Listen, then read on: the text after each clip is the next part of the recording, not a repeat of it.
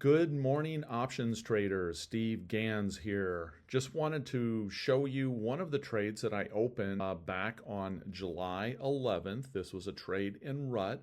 This is a butterfly trade, which is one of my favorite trades.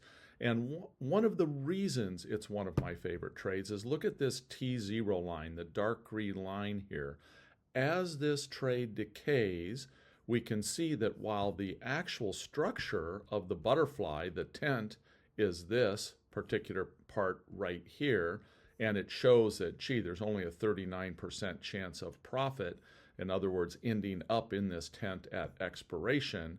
What I want people to notice is what this T0 looks like prior to expiration. I have a really wide range here that goes all the way down to about the 2030 range in RUT and all the way up to, let's see, what are we? Almost the 2200 range. So that's a very, very wide range, certainly well above 39% that it is at expiration. Now, this trade is up about $4,300 at this stage, and I opened it with about $8,000 in risk. So nice return on this trade. Now what I'm going to propose here and what I like to share with people is basically considering thinning a trade like this out. So this is the current trade, or I guess here I've got it modeled as the previous trade.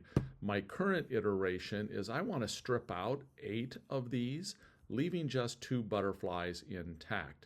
What that does is it locks in a significant amount of profit. It takes my P&L in this so that I cannot lose. Very worst case scenario, if I initiate this thinning of this trade, is that I'm going to be up at expiration either $2,000, no matter how low the market goes or how high the market goes, and then I can let this decay a little bit more here and see if I can maybe milk this trade a little bit at this point.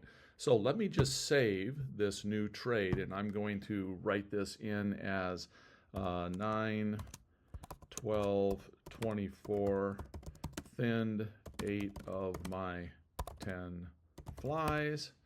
And let's just save as a new trade here. I'll copy this link, share it with everyone so that you can all take a look at that. But this is now my new P&L diagram.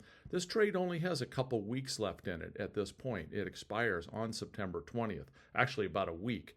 And so what's going to happen is it's going to start to decay very quickly here over the coming days. So I can continue to make a judgment on this as to whether or not I think RUT is going to stay in this general range or not. If I think it might, again, I may let this decay further because the decay is going to be very fast now, and see if I can maybe pick up another few $100s off of it. So that's it for now. Just wanted to show you the concept of thinning out a winning trade.